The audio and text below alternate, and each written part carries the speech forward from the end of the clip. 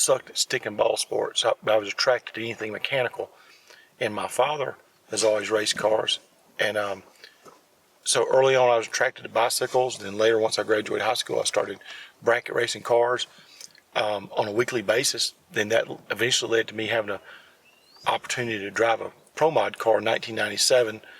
And then in 2005, I won the ADRL, the American Drag Racing League Pro Nitrous World Championship. At an early age, I was always attracted to the complexity of the structures of like tube chassis cars. So I knew from early on that I wanted to be a chassis fabricator. I wanted to build race cars for a living. And that's what eventually I did. So the mechanical aspects of it, then once I started racing and went to the competition side of it, you know, I love that, but love being able to maximize combinations. You know, that's all, was always my strong point. Making a certain combination go a little faster than the average person and being hands-on detailed, you know, with the tuning and driving and everything. I started driving for Ellis Miller in 1997, and then eventually I landed for a permanent seat for Bill George in 1999, and I drove for Bill to the day of the wreck, and we won the ADRL championship together in 2005. How old were you when you started racing at Pro Mod? 27 years old. You know, how was racing kind of maturing you as a young man at the time? It was hectic, you know, because in one season we raced 40-something races, 42 races in 1 year, you know, between booked-in match racers and the Pro Mod Quick 8 series that we ran. So it was such a whirlwind that I didn't really embrace what was happening, you know, what was, you know, the accomplishments, which, you know, that's a typical racer. And but I just love Pro Mods. I love the creativity of the early days of Pro Mods and the characters, and everybody wasn't so politically correct, and you know, it was just a good time era of racing, being part of Pro Mod in the 90s. Who were some of your biggest influences and mentors at the time? Obviously my father. You know, I learned so much from him.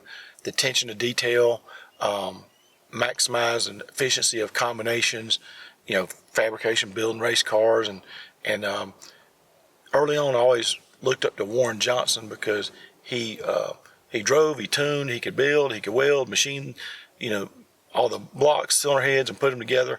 And so that was just the ultimate racer, you know. Then in the Pro Mod side, probably the two legends are Scotty Cannon and Tommy Mooney. You know, Cannon just always had stuff that was above everybody else, and you know, his character, and he was very successful at it. At that point in 2012, I basically had owned my own chassis shop for 15 years. Jennifer and I had just been dating a little over a year, and she had just moved in with me. And I was realizing I think we were going to start a family together. And I decided to shut down my chassis shop. I had taken a job at Meade Corporation, a paper mill. You know, sometimes in life we got to quote unquote grow up a little bit, and I you know, have good insurance and retirement, and you know, the chassis shop business is tough. And the day of the wreck, I had 9 days before I started a new job that was going to pay really well money. I already had employee number, orientation date, and everything. And then March 31st, 2012, had a very violent wreck at 175 miles per hour. The car in the left lane made a hard right turn to the right wall from the left lane, tore a big chunk of the concrete wall down, tumbled, and it broke apart. And they tried to life flight me out to the hospital, but there was a bad storm in between the racetrack and the University of Alabama hospital, so the helicopter couldn't fly through it. So they put me in an ambulance, and they did something I never heard of before. Jennifer's riding shotgun, and I was in such bad shape they called ahead and had another ambulance meet on the side of the highway so that EMT could get out and stay with my EMT in my ambulance to keep me alive for the 45-minute road trip. I never heard of anybody going blind from a racing accident before. You know, I didn't know any blind people, you know, and so it was, you know, this whole right arm was reconstructed, and it was stuck straight for 6 months, and had a skin graft donor site off my leg, and I had a skin graft, a big pocket in my armpit, and I have a titanium rod here. I still have 3 plates and 14 screws in this elbow, and a pin in my thumb. I think I have one in my forearm. A lot of nerve damage to my right hand. And so I suffered a traumatic brain injury. I still have a cracked vertebrae in my neck, a crushed vertebrae in my lower back. My left ankle sustained some damage. I imagine I was trying to clutch it, I hit the wall, so popped my foot back when everything went to crap. And so the blindness was just one aspect we had to deal with, you know. And oddly, that was the simple part of it. You know, it was tough, but you know, so many other physical. The worst injury I have is my brain injury. It's not my blindness. Is the brain injury what ultimately caused the blindness? Yes. Okay. All the, you know, we had all the safety stuff, the ISP head supports, Hans device, and that's the only reason I lived, is because we had so much attention to detail and safety. No one should live through that crash, and but I did. And so Jennifer said, there's one picture on a SIM card. We're going to see if Patrick can recover it.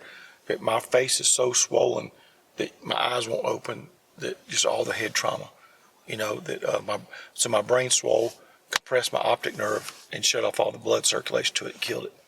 I was so doped up, you know, coming off all the more, you know, just being seduced and so much pain, medication, that, you know I didn't make sense for several days, but, you know, so Jennifer, my sister, noticed that my eyes, you know, I'd be in the hospital bed, somebody would walk up on me, and it would startle me because I didn't know they was there. So they knew something was wrong, so they called in the doctor, and they brought in the ophthalmologist, and he had his head sitting in that little machine, and he shined the light, and he said, "What do you see?" I said, I don't see nothing. I said, "I can feel the heat off of it, but, you know, I can't see anything." And he said, "Well, you're blind for life." That's basically all he said, you know. And so I had to figure it out. I told the doctor that, I said, just let me go home. I told him I'd bounce my way off the walls. I'd figure it out, and I begged Jennifer just to leave me. I told her to just move back to Birmingham, go to my house, get whatever you want, furniture, I don't care, and just move back to Birmingham and forget about me, because I knew I was going to commit suicide. It was just a matter of time. Why, at the time, do you think you put so much value of life into eyesight? I was scared. I didn't know, you know, at that point, you know, we look at opinions of the blind in society now, and that's one reason I work so hard to change those opinions, because I didn't know what the capabilities of the blind were. I didn't know what technology was available, and that, you know, there were successful people, you know, and that, you know, opportunities would be there for me. You know, it was a life-altering change. And so I just didn't know, the fear of the unknown, you know. So it was an adaptive and learning procedure, you know, to be able to try to get through those first early months. Do you remember the first time you really felt like things are going to be okay, even if you didn't have the tools yet, but you kind of start to crawl out of that hole? Yeah. So one night, I went to bed about 6 months after the wreck, and I was probably within about a week of committing suicide. I already figured out how I was going to do it. You know, mysteriously, when I came home, all my guns were disappeared from my house, my shop. But we lived out in the country in a logging truck, came down the road about every 15, 30 minutes, and we lived way off the road. It was a little tough to get my mailbox, but I talked to Jennifer. She didn't know it, but I told her I just want to learn how to go get the mail and give me a little exercise getting down the road. So I knew where the mailbox was, so I was just going to act like I was getting the mail and going to walk in front of the logging truck. And so so I went to bed one night thinking about my mom, who died in 2011, just 6 months before my wreck, and my brother, who died in 2009, and he absolutely loved Bonneville. And when he died, I promised my mom I'd spread his ashes at Bonneville. Well, he'd always told me about the story about the 4 guys from France that brought the 50cc bike over, took it apart, and they made it where it could fit in their luggage. They each got a record with, without sidecar and all. And I went to bed thinking about him and that story, and I woke up at 2 o'clock in the morning from a dream that I could be the first blind man to race Bonneville. I never went back to sleep that night. Jennifer woke up next morning. I told her, I said, I figured out what I'm going to do. I'm going to race Bonneville. She said, okay. And that moment was a turning point in my life, 180 degrees. You know, it gave me a purpose, and that gave me something to push myself to use my phone to get networking, to do research, and you know, so that was it. That was my turning point. I never imagined, excuse me, I never imagined 10 years later I'd be right here. I think it's incredible that you had a big family motivation that's ultimately pulled you out of the hole. What does it mean to also have that kind of support from a racing family, a group of strangers? Before when you start life, these are just complete random people that come into it, right? Yeah, there's only a few people on the team that I knew before the wreck, and so these are all people I don't know what they look like. I know from the heart. I can tell in their voice, their personality. So much in life, people are judged by vision, but we should be judging people by their heart and character. And I got a group of guys that would take a bullet for me and do anything for me. Obviously, as you've witnessed this whole week, and we've all met after I went blind. Or so many of us have met after I went blind. For those who've never experienced like a racing family, explain that whole kind of concept. Like what makes a person want to dedicate a lot of time and energy to support someone else? My story's so unique. There's no monetary rewards. We don't get to go racing every week. We're not racing for a championship. But they're donating their time, sacrificing their vacations to do what they've done for me. And it's overwhelming. I start crying here thinking about it because, racers help racers. Racers are good people. Racers don't care what color you are, anything about you. And they just want to race, be part of some camaraderie. I read the book Ultimate Speed about Craig Breedlove, and it was amazing the group of guys that he brought together in the 60s as volunteer to do what he did. And there's so few of that today. Everybody's got distractions. Everybody's got cell phones. Everybody's so busy. And so few people want to be part of history. They can dial it up on YouTube after it happened. They don't want to do it, And it's a whole lot easier to be a spectator than it is a participant. And so that's what separates racers from, general society. So early on when I was designing the motorcycle, I already had it in my head. And me and Patrick were friends before the wreck. Patrick Johnson, the engineer that designs and builds the guidance systems. And I reached out to Patrick and I said, I think this is what I want to do, but I need some kind of way to guide a system. And I said, how hard would that be? And Patrick's like, oh, that's no problem. He says, if that's all you worry about, just start your motorcycle. And so I didn't know at the very beginning about the blind driver challenge. Well, then I forget how I searched my phone one night and found the blind driver challenge and NFB, and I'd already been introduced to NFB in our local chapter, and maybe that was where I found out about it. And so I called national headquarters, told them who I was and what I was wanting to do, and I said, is there anybody I can just talk to? And they put me on the phone with Joanne Wilson, and she's the lady that started the Louisiana Center for the Blind. She worked at Baltimore and had a great conversation, and she told me about the Blind Driver Challenge and the work that Dr. Maurer was doing. And he was President Maurer at that time, and President Riccobono was Vice President then, and everything they did.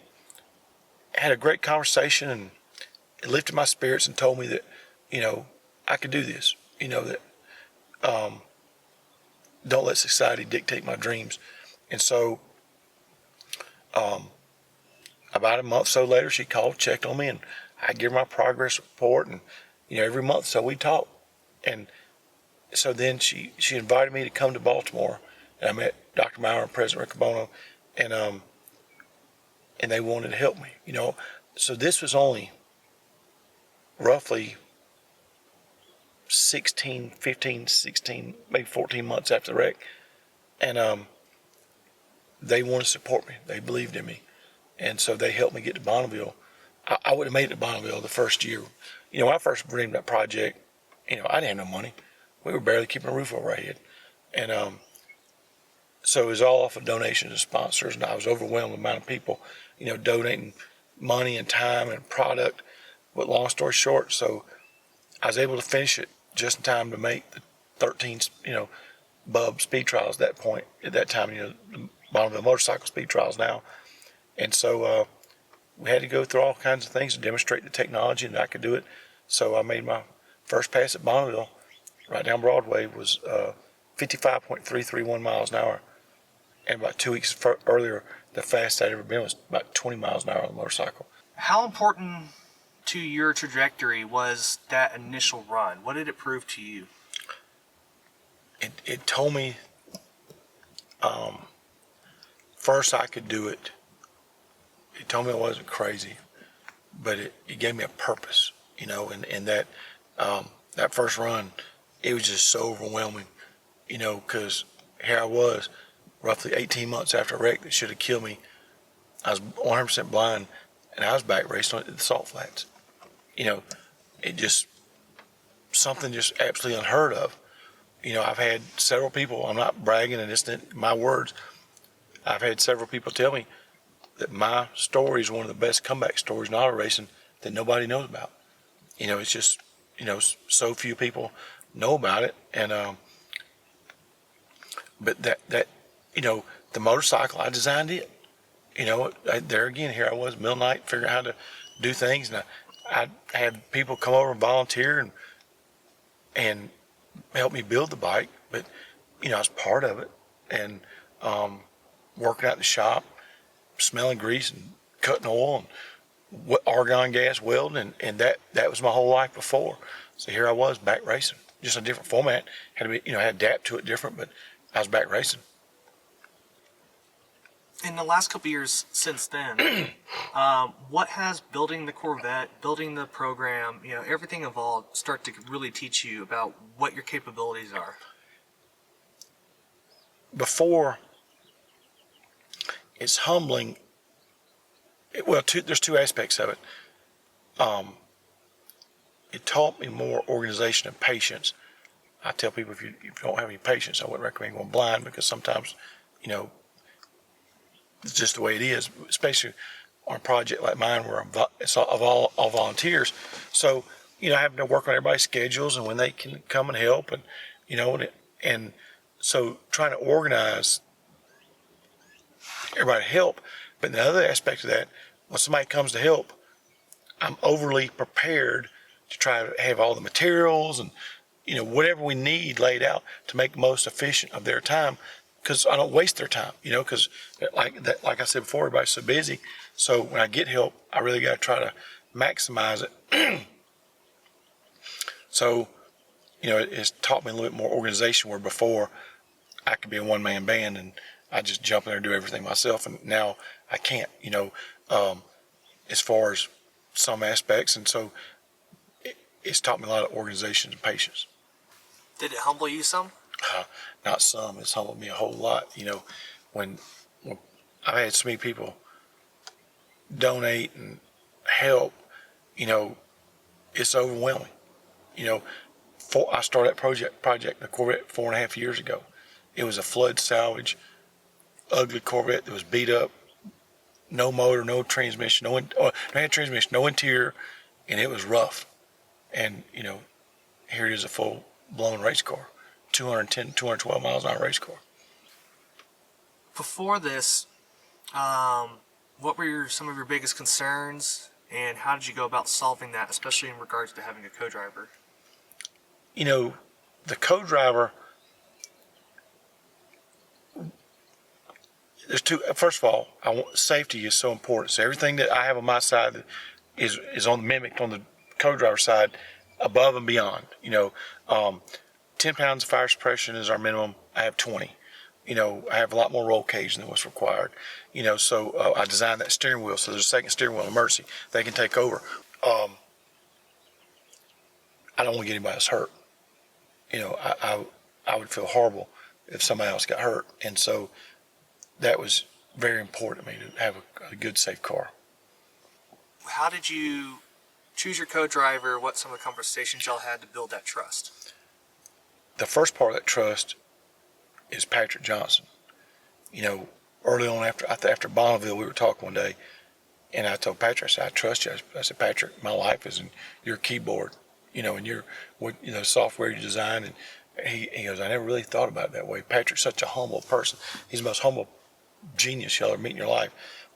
And so trusting him and trusting the technology to what we've done. But then, first Steve Strupp volunteered when I did the spaceport in 2020, and he was my co-pilot. And Steve would have been my co-pilot this week. We were actually going to do this last year, but he got COVID, and thankful with the miracle of God, he survived, but he's struggling and he's getting back on his feet. So this came about, but so Jason, I reached out to Jason early in the Corvette project. A friend of mine saw one of his videos, and Jason was one of the few people that I reached out early on that didn't treat me like a sideshow. He treated me just like a fellow racer, and we have great conversations, and so when this came about to be able to come here to do this deal, Tim Kelly, that owns Loring Time Association, basically said that Jason had to be my co-pilot, which I want him to be my co-pilot anyway, but because he trusts Jason, that if Jason says we're going out of track, it's safe, and so that's how Jason ended up, because his talent, obviously, being able to drive a car at 269 miles an hour, his contribution to the program, I can't thank him enough. That car wouldn't even be running without him. He took the car last year and ran it Loring, 2 events, set 4 records with it, and but him taking the realms of, all the work he's done, the physical side of it, but then also the contribution side of it, driving this truck and trailer right here, being the co-pilot, to all the testing and the late nights, and there's a lot of people others just work tireless hours to help me get here. 3 weeks ago, there was no motor transmission in that car. There was a hole cut in the transmission tunnel about that big because we were fitting it for a Turbo 400. And I had a group of guys tear over me, and Steve Ring and Art Gravette and Josh Mackey just stop whatever they're doing to come help me make this happen. And there's other blind land speed racers, Ben Felton in Australia and Mike Newman in England, and so I knew it could be done. So we're not a sideshow, but the racer side looks at that Guinness World Record and sees the number 211, but this project is so much more about that number. This is about affecting society's opinion of the blind, giving blind people hope that we can live the life we want and go after their dreams. Don't let society and people's opinions stop you from attempting your dreams. You have to think outside the box. And so there's so much more to this